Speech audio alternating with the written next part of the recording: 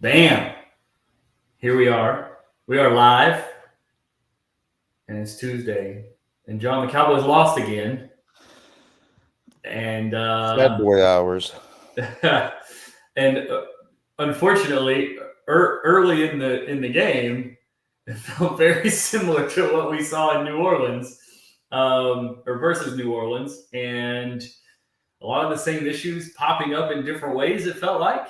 We've heard um, some pretty sketchy kind of, I don't want to say scary, but like not great things coming out of the team and the locker room, and questions being asked to the head coach that he didn't wasn't a huge fan of being asked. But yeah, so John, we're going to spend a lot of time. We've got the film pulled up here. We're ready to do that. We're going to do the offense on the film today. Um, because it seemed like a lot of the issues were relatively similar on defense to what we saw last week. So before we dive into the offense, let's just go like 5,000 foot view. What happened? What happened on defense? You've been through the film. What Yeah, unfortunately, I had to go through that film. It was happened? it was another rough watch. Another rough Yeah. watch. I'm hoping this week against the Giants, it's going to be a little bit better to review. But this week, I mean, a lot of the same issues that plagued them against Cleveland plagued them again this week. I mean, the Mozzie Smith and the nose tackles weren't great for the first, especially the first three quarters. They were really bad. Like Mozzie was really bad for pretty much the first three quarters as far as run defense is concerned. Linval Joseph was a little bit better than he was the week before, but he still wasn't fantastic, wasn't great. Carlos Watkins struggled a lot, as you can imagine, in his first, been on the team for like 4 days. So that's not really surprising. I thought Osa actually played a lot better than he did the week before. I don't think he was a major issue with the team's run defense woes this week. But I think the defensive issues against the run, especially, I think can fall into two buckets. I think one is the QB run game on the zone, power read stuff, and the other is the Derrick Henry, just traditional handoff type stuff that we're giving them issues. And I think when Derrick Henry was getting the ball and Justice Hill and those guys, and they were having success, I actually thought that the run fits were mostly pretty good. There were a few plays where the nose tackles were getting bounced. Like I said, Mozzie especially didn't play well in the first three quarters. But a lot of it was just missed tackles. It was taking on blocks incorrectly, not really scheme related stuff, but more about like player execution. Attention to But detail type stuff of being in the yeah, right place. Yeah. exactly. But when we look at the QB run stuff, the stuff with Lamar, I think that was almost 100% on Mike Zimmer's archaic game plan to stop the zone read, power read stuff. He was camped out in single high and loading up the box. It was almost looking like he was providing answers to the questions of last week rather than providing answers to what Lamar could pose against them this week, because they were loading the box and trying to throw bodies at the Ravens, throw the bodies at the box so that they can stay quote unquote gapped out, which you have a defender for every gap. But the problem is that only works out when the QB is not involved in the run game, because instead of playing quote unquote 11 on 10 with the quarterback out of the run game, you're playing 11 on 11. And that means there's always going to be an open gap if you're playing one gap responsibilities. And that's what they were doing from single high, loading the box with 8+ men, 9+ men in the box, depending on what the formation was. And that just gives you not enough tool. And they were, running really rudimentary gap exchange techniques on the edge, where the edge crashes down on the running back, linebacker scrapes around to take the quarterback. But the Ravens were really smart in that they were bringing sift action from the tight end from the backside. And that's not only that adds a blocker, but it also adds a gap to the play side. So they are already playing down a gap on the play side just with the quarterback running. And then when you bring the tight end across and the linebackers aren't properly falling back their responsibilities because they're taking the candy of the potential handoff to Derrick Henry or Justice Hill, you're down two gaps to the play side. And that just killed the Cowboys the entire time. As you would see, Lamar Jackson didn't even have, he had open running lanes to the perimeter all game long. Whenever the Ravens went for a zone read, it was successful continually. And I think a lot of it comes down to Zimmer and his archaic game plan. You got to play in those situations. You got to present like, I know we've been talking a lot about playing quarters and how that's really susceptible to big plays, and we saw that again on the touchdown to Rashad Bateman. But you don't have to play quarters, but you need to present a too high shell pre-snap so it gives you the opportunity to have your safeties be able to insert into the run game, especially to the read side, which is the quarterback run side. You need to be able to have a defender who has the proper outside leverage that can run that alley and force either Lamar to cut back into the teeth of the defense where your reinforcements are, or make the play himself. But because the Cowboys were playing single high, that safety is so far back and so deep, and he's at such a poor compromised position playing in the middle of the field, he can't insert into the run quick enough. And that's why you saw explosive game after explosive game after explosive game in the zone read QB keep portion of the run defense. So those are kind of the two biggest issues I saw. I actually thought against the pass, they were playing, pretty well for the most part, outside of the Rashad Bateman stuff. But, when you're not stopping the run, it's incredibly difficult to stop the play action pass because the linebackers are getting sucked up. The slot defender is getting sucked. Basically, every defender in the front, in the box that had dual responsibilities against the run and the pass were getting sucked up to the run, and that was creating the ability for Baltimore to create separation, open receivers and whatnot. And that kind of harmed the Cowboys, but I think the number one issue was just their ability to defend the run in those two facets that I talked about before. Yeah, I think obviously you nailed it pretty well. I want to look at something. I'm efforting something with our friends PFF right now because I'm trying to see. Does this include? I'm trying to see the designed run plays that Lamar Jackson had. Yeah, usually they have there's a design run column in the passing stuff. Yeah. So it's got. Okay, yeah. So one of the things that was a big thing that stood out to me was, and it kind of bears out, is so when the Ravens played Vegas last week, Lamar had 2 designed runs. He had 6 against Kansas City the week before, or in week 1, and he had 9 against the Cowboys. The thing that kind of got lost in a lot of this, to me at least, was the Ravens were 0-2. Like, this was like a massive game for Baltimore. They were going to pull out all the stops. And so you come into this and you see, like, I just wonder if Zim didn't account for the idea that Lamar was going to have that many designed runs. Like, if he came in thinking, okay, from a rushing game perspective, we've got to stop Derrick Henry, and that's the rushing game we've got to stop. We'll deal with Lamar scrambling with, the speed at the linebacker position and all that kind of stuff. But from a designed run standpoint, we've got to be ready to stop Derrick Henry and Justice Hill. The first snap of the game made it pretty clear that wasn't the case, and they just never really adapted to that. And that's the thing too. That's the thing that's also frustrating, is the lack of adaptation to what they were seeing. They never changed. Like, okay, let's play these split safeties. Let's, instead of playing gap exchanges, do a mesh charge. There's different things that you can do to just try to give them different looks, but they were just camped out doing the same thing. I mean, on a few occasions they tried to had the edge do surf technique, which I think is the worst technique you can do against a Lamar Jackson type athlete, because asking your edge defender, even if he's as athletic as Micah Parsons, to, from a flat foot with his hips faced towards the end zone while Lamar Jackson's hips are faced toward the sideline, asking him to win a race to the sideline against Lamar Jackson isn't going to happen.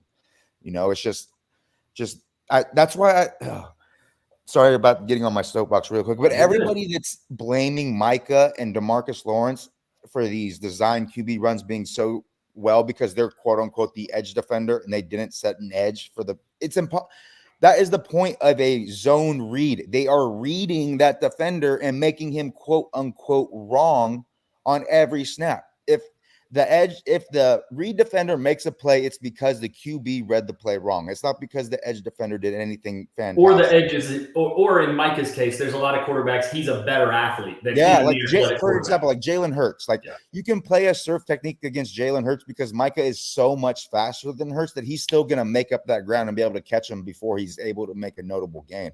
But guess what, folks? Lamar Jackson's a lot faster than Jalen Hurts. He's probably the only QB in the league that can run with Micah Parsons, you know, in a straight 40-yard dash. Now, when you give him these advantages that when he has his hips correctly placed to the sideline, he's getting a little bit of a head start because there's always, you know, that weighing effect that as you take in information and then make a decision. So it's just like, it's just so frustrating to see these people like so confidently say how, you know, oh, it's the edge defenders playing poorly and the blah, blah, blah, blah. You just run it at Micah and that's the recipe for success, blah, blah, blah, blah.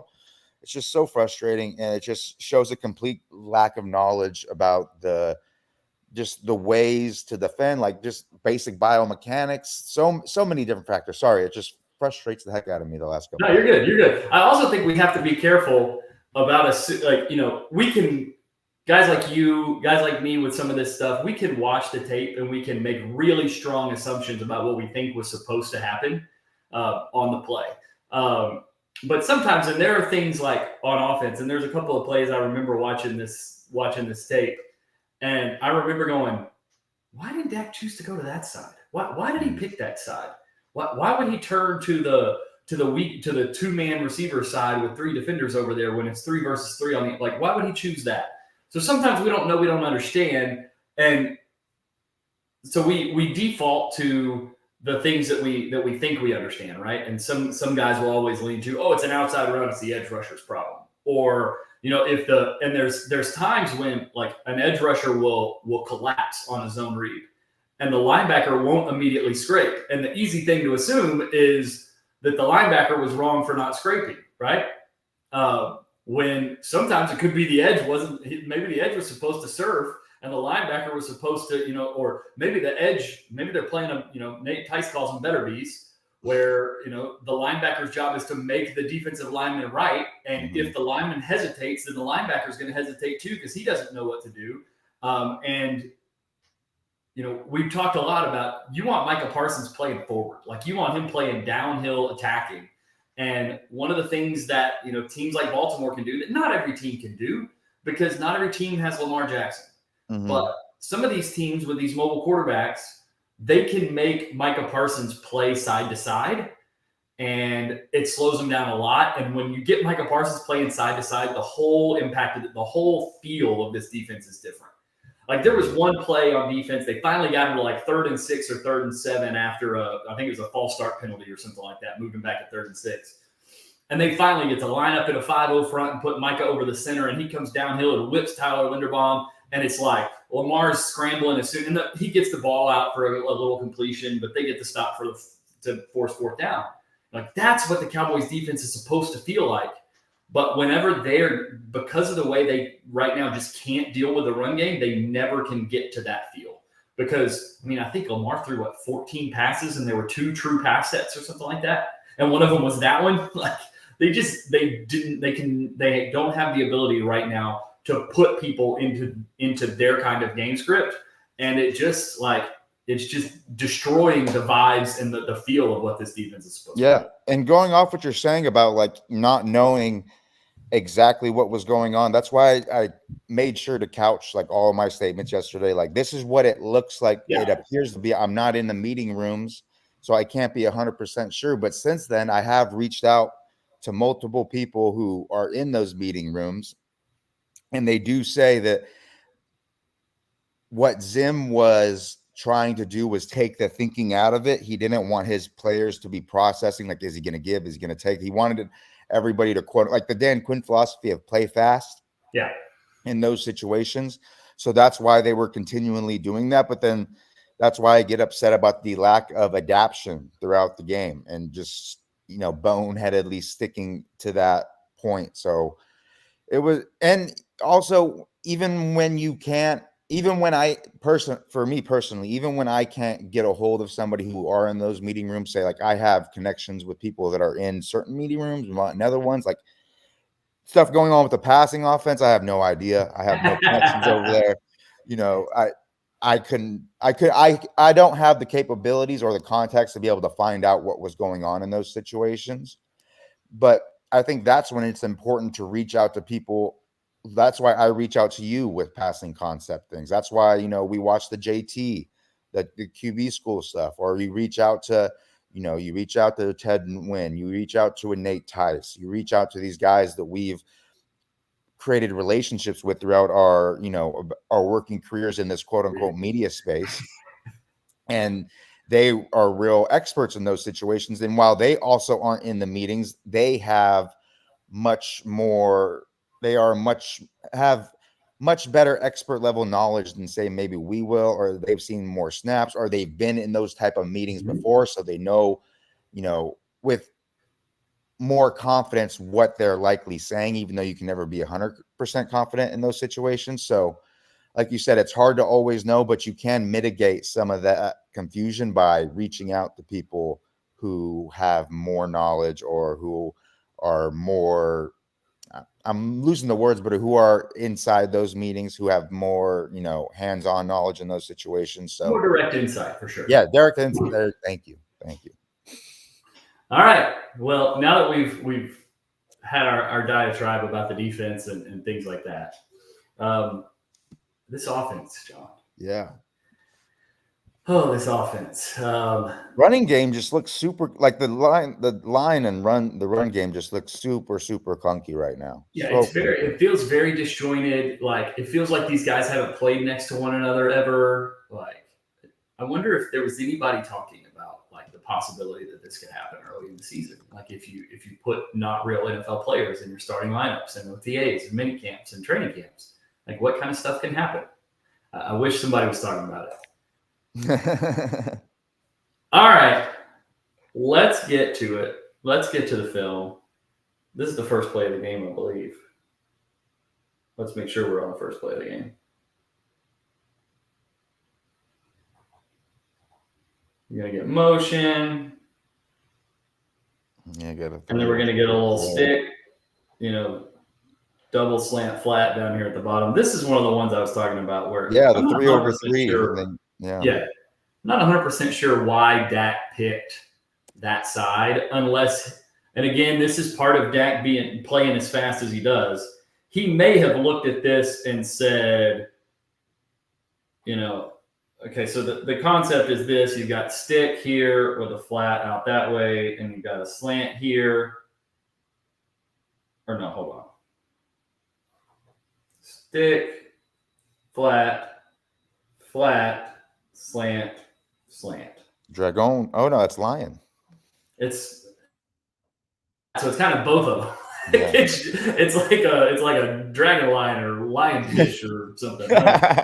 But yeah, so it's double slant flat down here at the bottom, and I think there's a chance that Dak looked at this and saw essentially one player here and thought that he could get a high-low, that he could get like almost a rub here, that he would come to here and he could get the flat and they could get some leverage to the outside.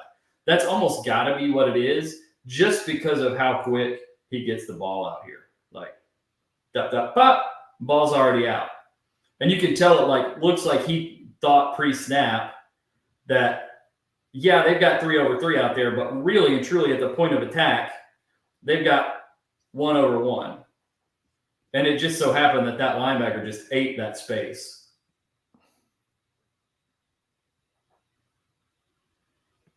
But again, it's the first play of the game, and this is what we're rolling out there. Little, slow exit motion, 3x1 nub, stick, double slant flat, against a zone, like a super zone heavy team. Mm-hmm. I don't know. That just it's uninspired to me. No. And I think that's That's part of the biggest The thing, deal. the thing that I look for a lot too, that obvious, I say this a lot, but here's where I get a lot of my passing concept information from. But I like what JT says, that every play should have a capability of making a big play. There should always be some element that's stretching the defense either vertically or like diagonally. There needs to be some ability to threaten the defense deep, I think, on almost every play. Yeah, I Cowboys agree with you don't do that a strongly. lot. I strongly believe that, if you divide, we'll go a little high level here. Like if you divide the field into, and these dimensions are not going to be exact because it's What are you we talking only about? have Those so look much of the field perfect. here, right? If you divide the field into like 9 boxes, I think Tic-tac-toe. you got to be hit. You have to have somebody on your team, on your offense, that if you take the midline of the formation, somebody's got to do that on every play.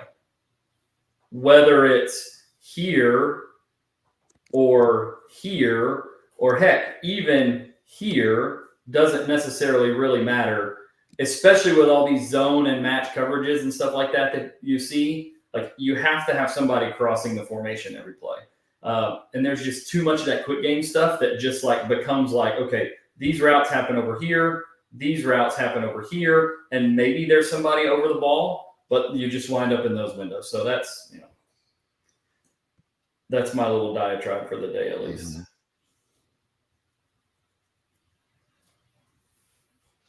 Come on.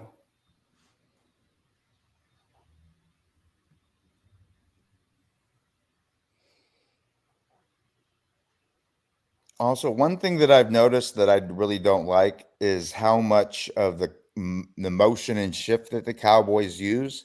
They're these like lackadaisical motions. Like what are these doing for you? They're not Yeah, stretching the they're defense. very like they're more shift than motion. Like Yeah. there's a difference. Like and JT talks about this, and this is kind of the way I think about it too. Like if you move like Brandon Cooks does here, where he moves and then comes set, that's not motion. That's a shift.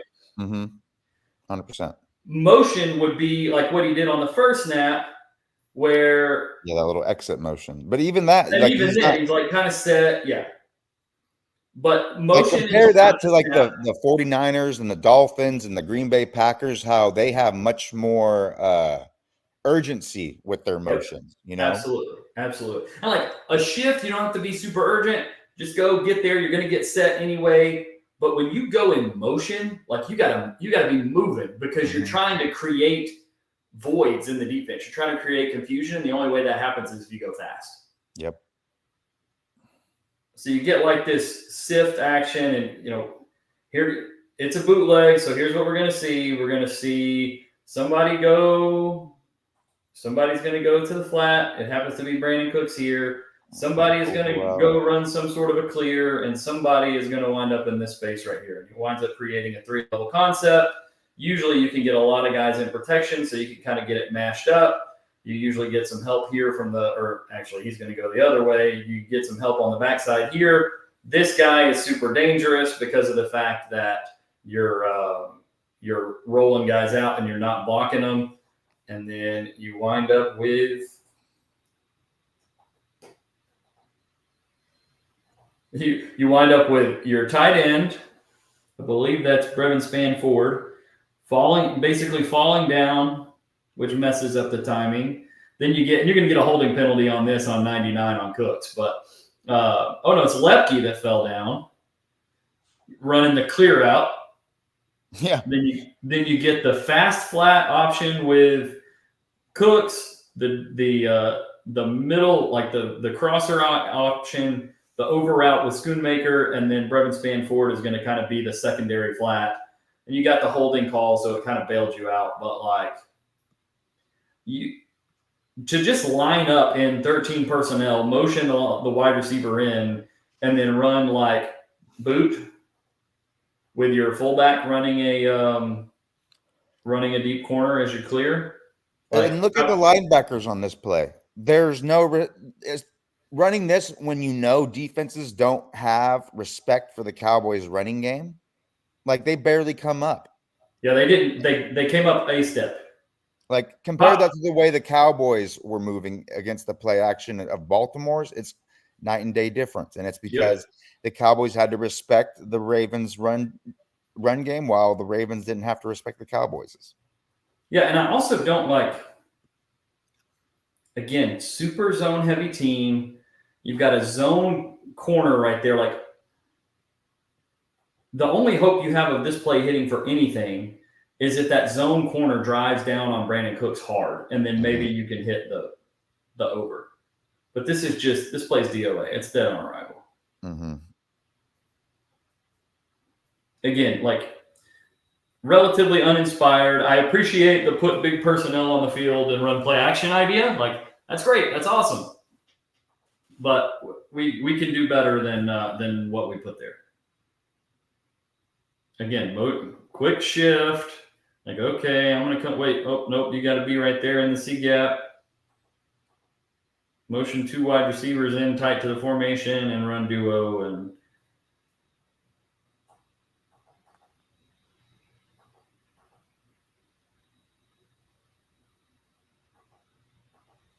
And this is just unfortunate right here because it looks like when Dowell makes his decision to go left, when he makes his decision to go here, you see the helmet inside there. That's where he's going. And then, bro, Travis Jones looked like goddamn freaking. He was unbelievable. Yeah, he was. He was throwing around. He threw around Guyton, Tyler Smith, BB, and Zach Martin in the game. He was awesome. He caught my eye continuously, just manhandling dudes. He's honestly the only defensive tackle I've seen not named Dexter Lawrence who just straight up tossed Tyler Smith at portions of the game. Yeah, and this is another example of why it's so hard to run the ball. Mm-hmm. You get relatively decent blocking from most of your guys. Yeah, one guy loses, and it becomes a 1 yard gain, 2 yard gain, whatever it was. All right, 2nd and 7. Another lazy shift into the same look. This time we're going to run open side zone. Yep, and Rico makes that one happen.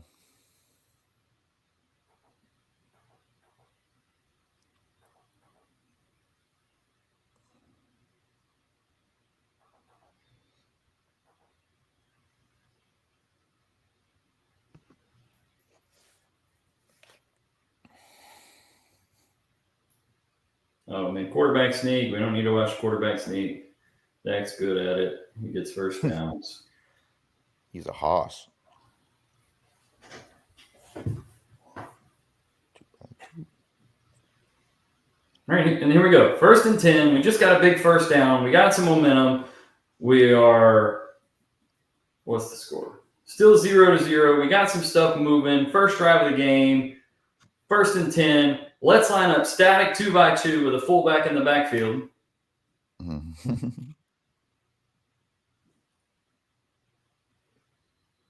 In, I guess you could call it. It depends on what you want to call Lepke. It's either 10 personnel or 1 personnel.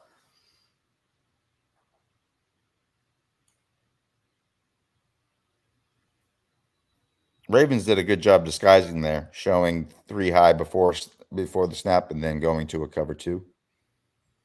Yep. So you got middle field closed here pre-snap with butts to the sideline here. Sure as heck looks like, and this guy, with a forward posture, sure as heck looks like you're going to get a middle field closed coverage. But instead you get we're gonna go lingo here, John. An NTT, which stands for non-traditional Tampa. Bango. Monty Kiffin would be proud. So what winds up happening is from this middle of field closed position, he rolls here to the deep half. And this corner, instead of rolling to the deep third, rolls to a deep half.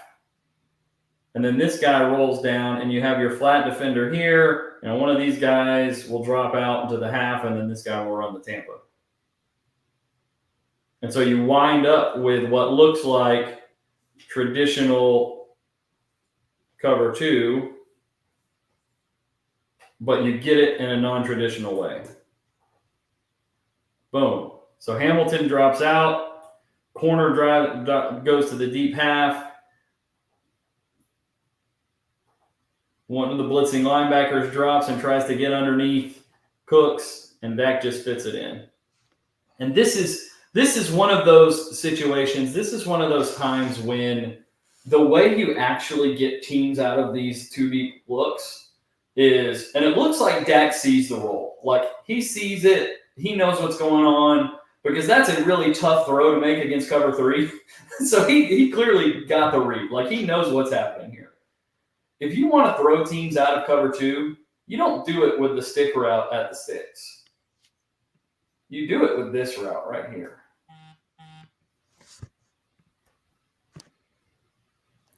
Because you've got hips open this way with your wide receiver running that way. If you put that ball like right in there, right now, like at the same time as he's making the throw,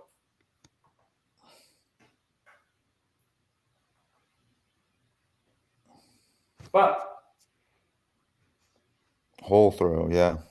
You have to be willing to throw the whole shots in the deep post against cover 2. Otherwise, they're just going to sit in it all day. And let me ask you, would know this more than me.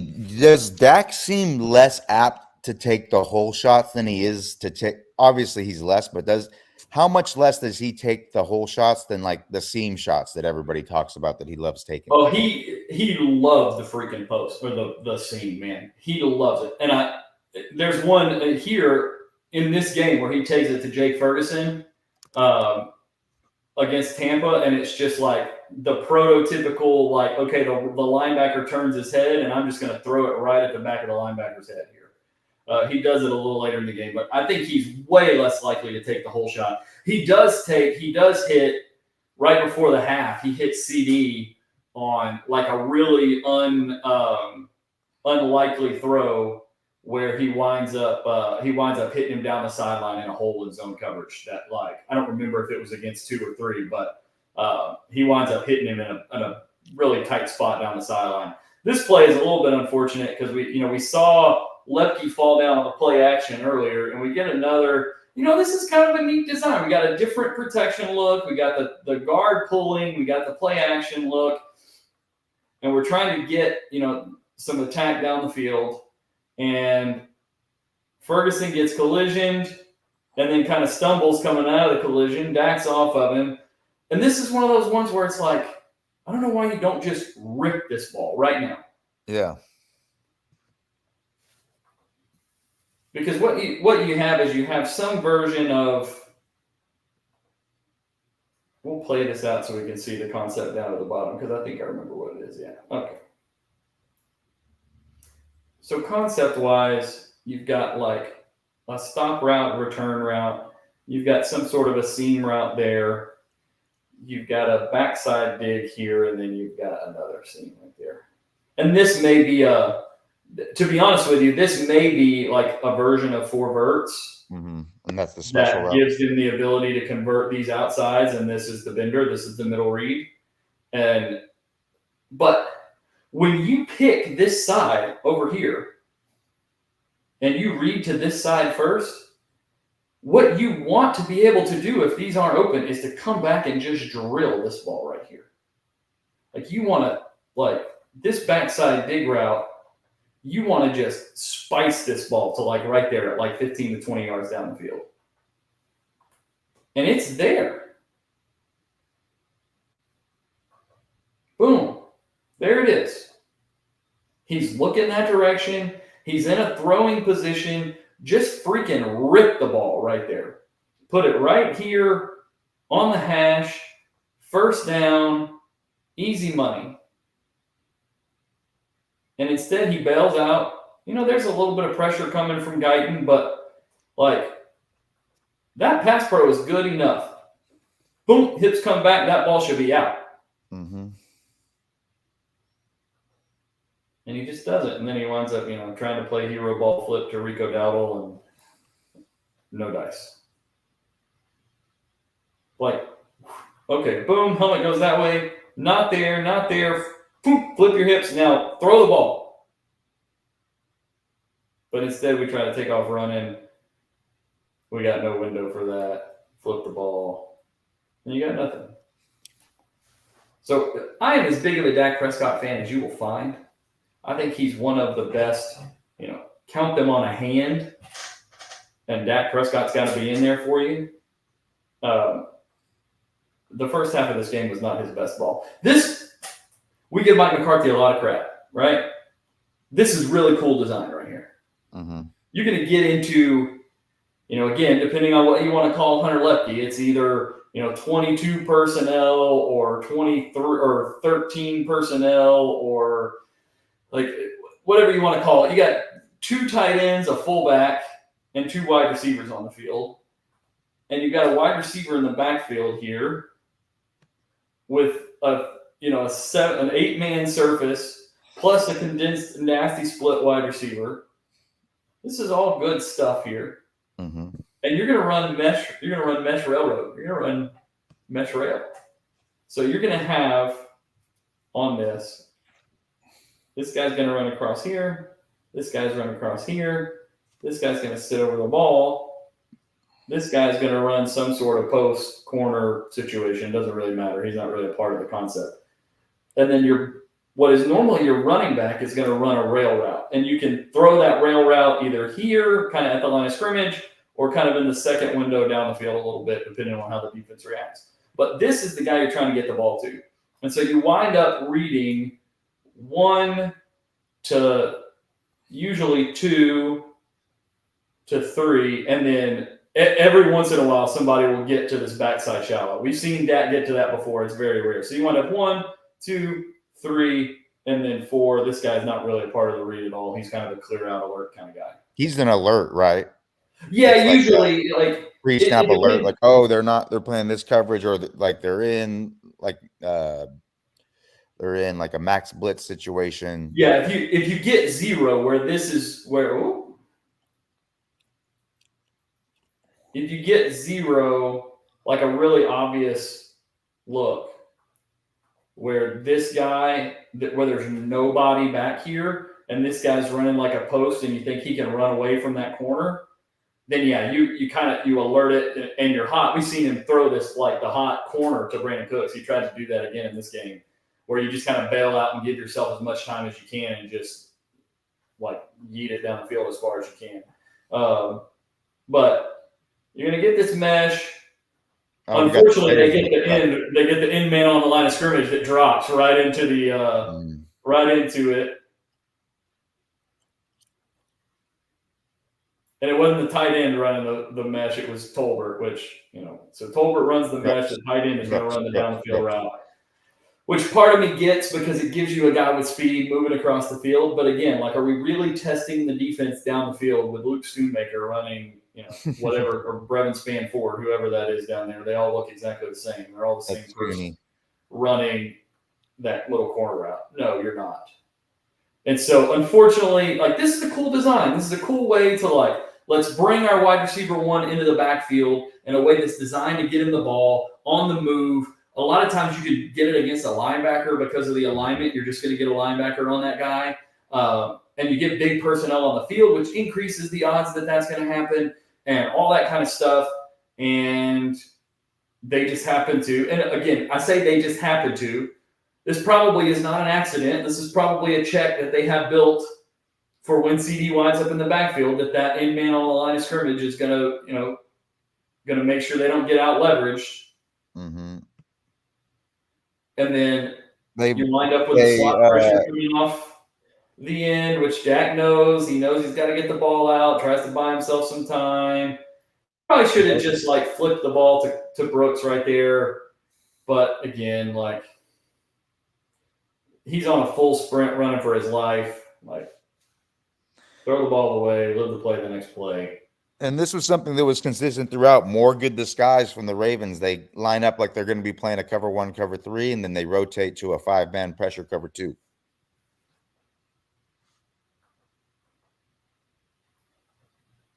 And there's really no.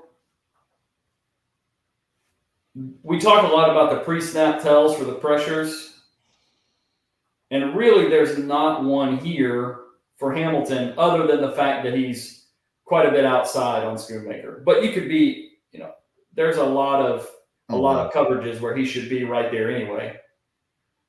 And so there's not like a great pre-snap tell. Dak probably Dak knows where he's trying to go with the ball, so he pushes the protection. And you wind up 5-on-5 with a free runner.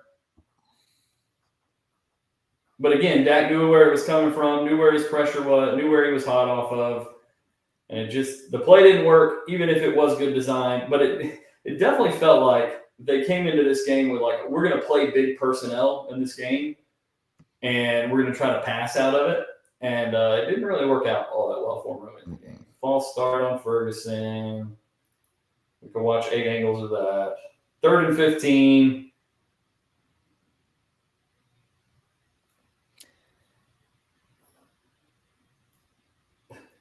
This is the part that's frustrating to me about the way the Cowboys attack these. Like, you're going to get, some version of, call it cover 6 or whatever probably is what they probably call it, which would be, a quarter.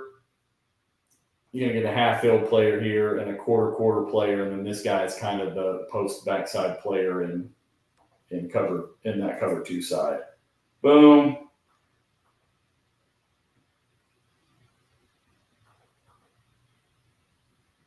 And could you throw that ball to Schoonmaker right there? Sure. He's going to get tackled 5 yards short of the sticks, and that's not how Dak plays the position. So he's going to throw the ball at the sticks.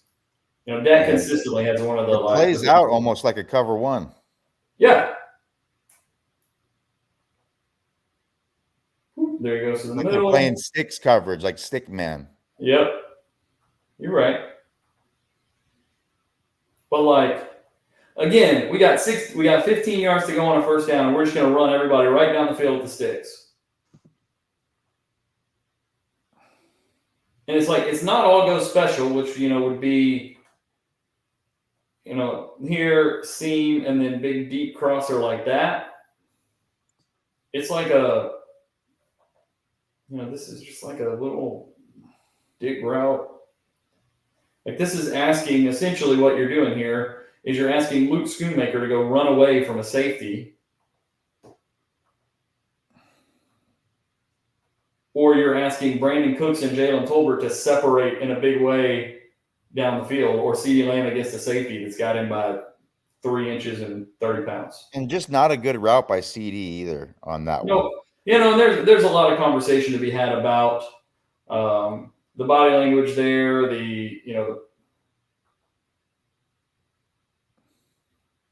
he's immediately, and I don't know if he's turning around talking to the referee or talking to his own sideline, but look at him. The play's not even over. Mm-hmm. And he's there. He's down here talking back this way to somebody. If you gave me $1 for every time CD was complaining, man, I'd be able to afford a Michelin star dinner.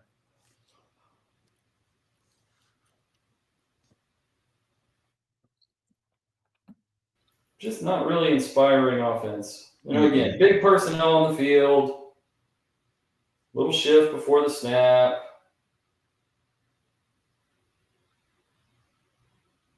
One of their better runs. Yep. Sadly.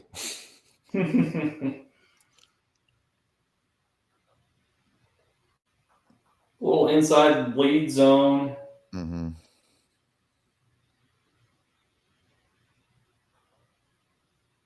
So the way this is going to play out is you're going to get your double team block here. You're going to get your block here, your block here. You're going to get your seal here, your seal here. And then these guys are going to double team up to this linebacker. One of these guys is going to come off depending on the way the play plays out. And Lepke's going to run up in there and take the will. Mm-hmm. And then you're going to give your little weak side zone here. And if this guy plays it real hard inside, then BB takes him and Smith gets up on this linebacker and you can have it here. If not, then if this guy plays outside, then Rico can cut it back up in here. BB should be able to get up onto him. you get the lead block there. That's the way it's supposed to work out. And like you said, it's decent run here. They get the lateral movement on the defensive tackle. Unfortunately, on this play, if you really slow it down, you see that Cooper Beebe steps on Tyler Smith's foot, and that's what causes him to lose his leverage and get too far outside of that nose tackle. See right there? Yep, boom. Yeah, there it is. And that's what I'm talking about, the clunkiness in the run game. Yep. Because what should be happening right now is Tyler Smith should have firm control of that defensive tackle by right now, and Beebe should be moving forward. And if that happens, you've got a crease. Real right nice there. One. Dowdle sees it. He's up, and if you get it that way, he's up on the safety in a hurry. But instead, Smith kind of loses Jones. Beebe gets up on the linebacker, but then the defensive tackle makes the tackle. It's just like you said.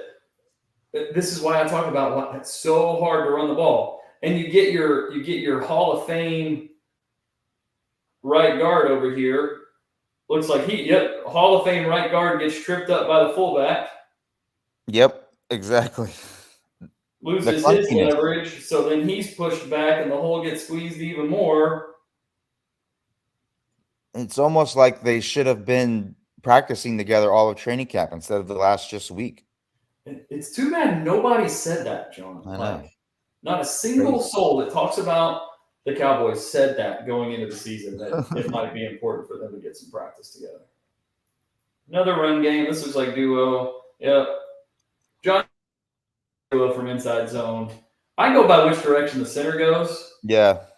So for me, and this could be completely wrong. Like we could talk to Jeff Schwartz or Duke Manyweather or Brandon Thorne or somebody in the Cowboys, and they could tell you completely different. For me, if the center goes play side and there's a double team, that's inside zone. Yep. If the center goes backside and you get two double teams, that's duo. That's for me. That's how I think about it. That's one of the big memes of the internet a few years ago, was whether it was inside zone or duo. I just gave you the answer if you're listening. The problem is they can start looking similar as when you get post-snap movement from the defensive line. So it'll pull the center front side when he starts backside, and it gets like if this guy jumps across his face here and he's got to then turn that way. Exactly.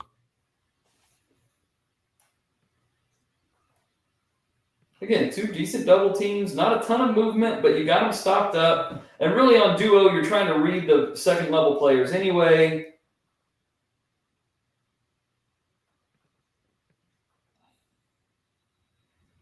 And sometimes, this is like one of the things I appreciate the most about running backs. And Dowdle didn't do a great job of this all the time, but I appreciate it when he does it. Sometimes there's not a whole lot there, and you just got to stick your nose in there and go get what you can get. And don't try to turn a 3-yard play into an 8-yard play by doing this number here and getting outrun right here. Just stick your nose in there and get the 3 yards that's there. And that's super valuable to me. Yep.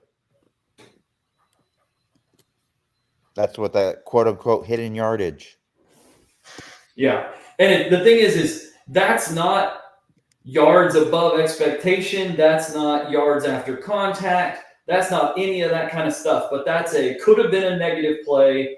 Could have been a 0-yard play if he tries to cut that back into this B gap right here, or tries to corner store it to the C gap, or corner store it around here. But instead, it's a 3-yard run or a 5-yard run, whatever it winds up being. And can we take a quick aside to talk about the RYOE, or the rushing yards over expectation metric that's been getting passed around consistently this week? Have at it. It's at its face value, it seems like it's a really cool metric that kind of takes apart the offensive line value from the rushing backs value on a given play, and they kind of assign value to each. But the problem is that it has been proven. Ben Baldwin did a big study on it, I believe in 2023 or 2022. But he showed that if it was doing what it was supposed to do, which is tell you which running backs are the best at getting the most out of each out of, given the situation, getting the most out of it. If that was the case, there would be a positive correlation to the RYOE for a player when he switches teams because the player's talent didn't change. But there's actually a negative correlation.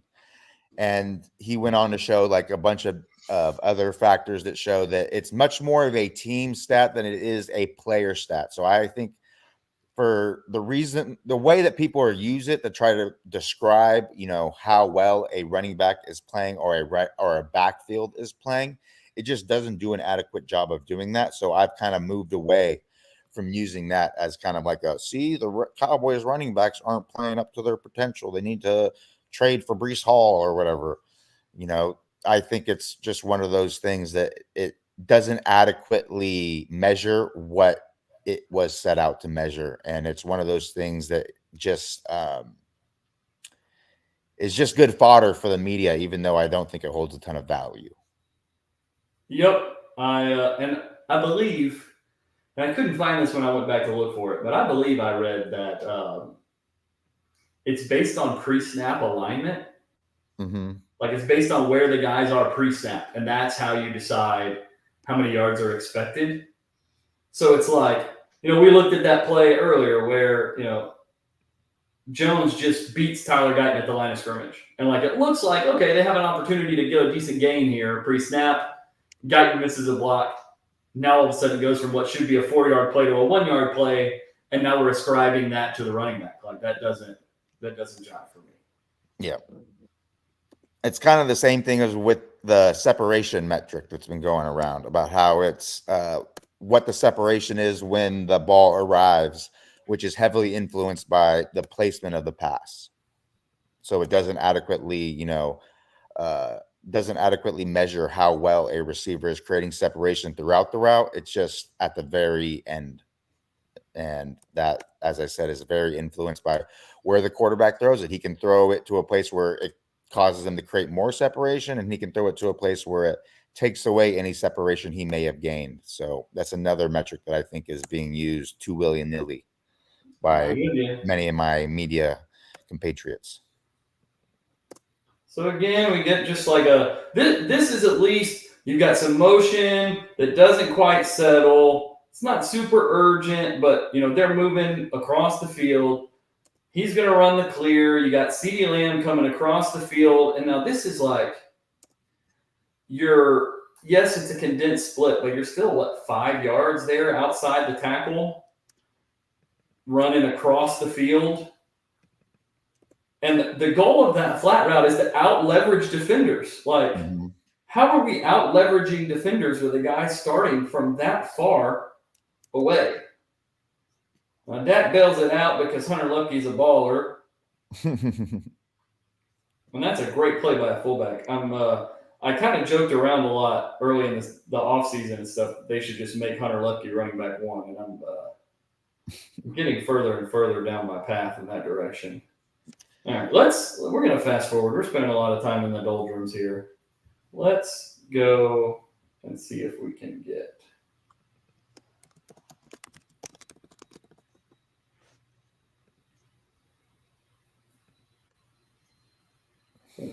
What did that say? Third quarter with how much time left? 55 seconds. Okay. So let's go a little further.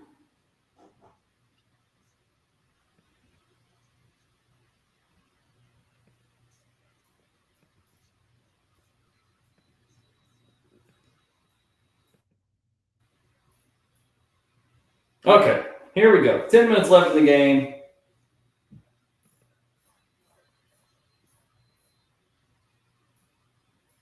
Second and 10. Incomplete pass on first down. Now we got second and 10.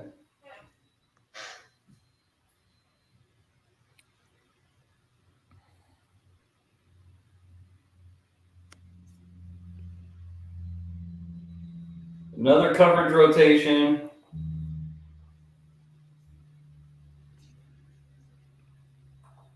So you're going to get, as you would call it, rock and roll the safeties. One safety drops down. The other safety rolls back, and you're going to still wind up with a one deep look. Mm-hmm.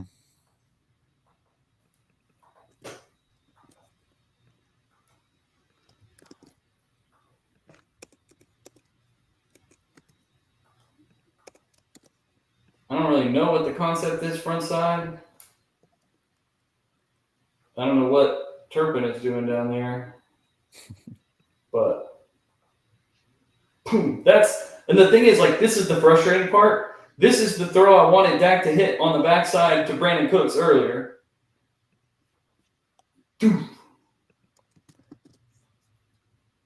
But they run everybody out of there, out of the middle, and then wrap Tolbert around. Yep. Nice big chunk play on time. Pop. Beautiful. One hitch, pow. Pass protection is good enough, and away we go. Next play.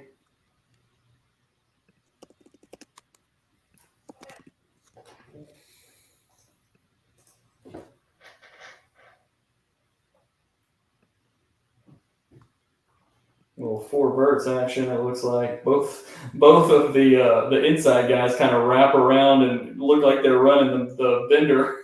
Yeah. The way they run it, but again, footwork. 1, 2, 3, hitch, bam, balls out, middle of the field, put it right on his eyes. Good catch, right to the goal line. And I mean, this is Dak Prescott throwing to Jalen Tolbert and Kevontae Turpin with CeeDee Lamb off the field in the fourth quarter of the game, and Dak is just driving these guys. Mm-hmm. But Jake Ferguson's not on the field.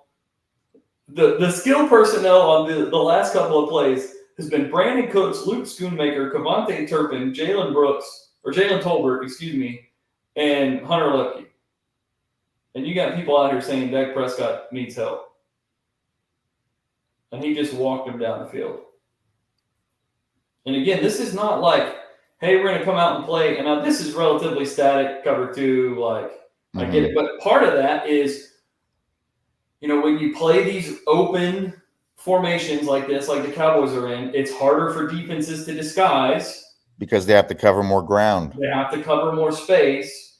And because and so this is like the antidote to a lot of the cover three stuff was to condense your formations and run dudes outside the numbers from there. The antidote to some of the cover two stuff is to spread guys out. This is why the spread became popular in the first place, was because these teams were just playing cover two.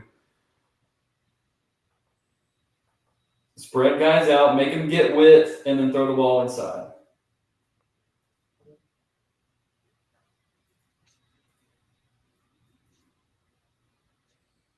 Quarterback sneak. Dak's really hard to stop because he's a monster. Did they get a penalty on that? Is that what happened? Or did they just call him short? Oh, no, I guess he got a first down. No. Oh, it's the 2-point conversion. I love, who is it? Kevin, there's somebody who has a relatively large media platform who talks about how offensive coordinators, like, pick their worst plays for 2-point. Oh, yeah, Kevin Clark. Like, why are we running sprint right option at the 2-yard line on a 2-point conversion? We literally have a quarterback who, I don't know that he's ever been stopped short of the goal line from inside the 5 on a quarterback draw. We have a running back that we re-signed specifically because of how good he is at getting yardage in this area. And we're going to run sprint right option. Look at the B-gap bubble. The B-gap bubble. Yep. QB draw up the B-gap bubble, tutty, or 2-point conversion. Not Easy. tutty.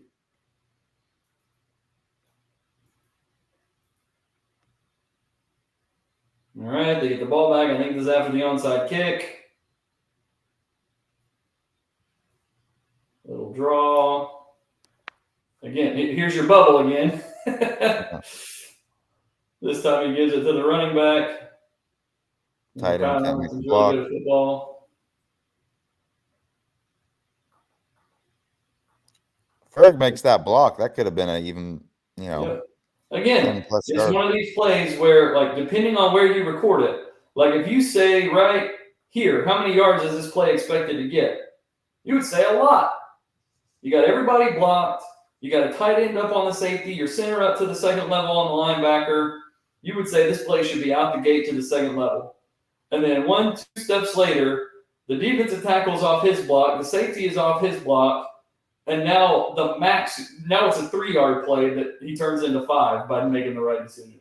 Just so disappointed in Ferg there. He didn't bring his hands. His chest collided with the block before his hands did. Just bad fundamentals. Nice grab there. There's so much of this in this offense, and I don't know, we've talked about whether it's Dak or Mike or what, but it's like 2 stop routes on the outside, a post route, and then I don't know what these guys underneath are doing. They're just hanging. But it's like they both got the same assignment there to, chip and then sit over the ball.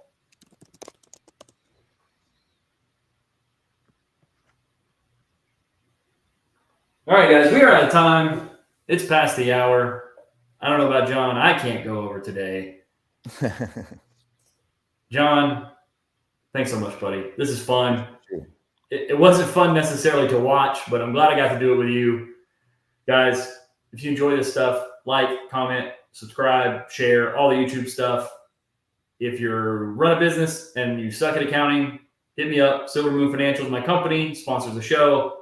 I can help you with your accounting. If you run a construction company, I have a really great resource for you on the 7 mistakes that you can make with your finances that can kill your company and how to avoid them.